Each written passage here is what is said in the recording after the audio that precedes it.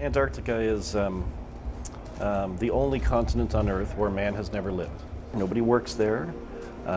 It's quite unique that way. In the winter, when it gets no sun, it gets as low as minus 90 Celsius.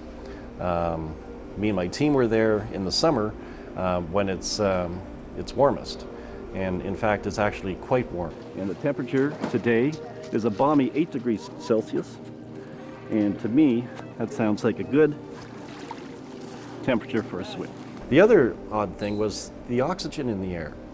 Now, everybody on my crew experienced the same thing, that we were only sleeping 3 to 4 hours a night because that's all we needed. We were eating 5 meals a day because we were hungry all the time. We had energy and strength that we never remembered having, except when we were maybe teenagers.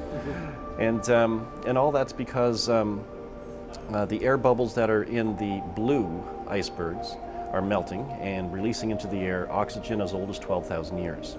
So obviously this is the freshest, cleanest air on the planet, and that's what we were breathing.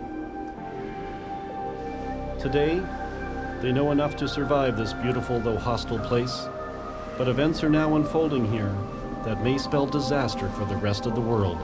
The Antarctica Challenge is a very special kind of documentary because last year was International Polar Year, and this was a call to all the international scientists to actually go to Antarctica and focus on study there, particularly related to climate change.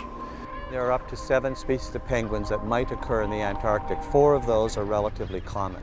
And if we start from the largest, the emperor penguin, it's the one that is least tolerant to temperature changes. I think the important thing is to have the scientists talk very frankly, bluntly, and honestly about both the good and the bad of what they've discovered down there. And there is some good news too.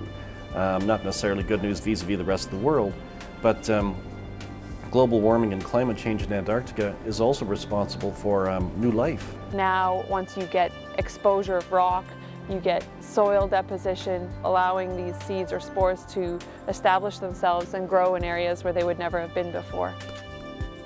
I didn't want to go in with an agenda. I simply wanted to do a reportage of what the scientists were discovering right now, today.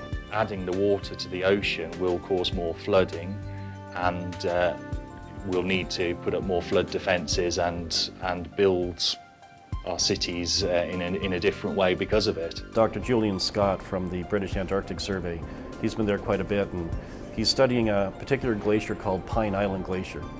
And that's dropping about 46 gigatons of fresh water into the Antarctic Ocean, desalinizing it and adding to the world's sea level.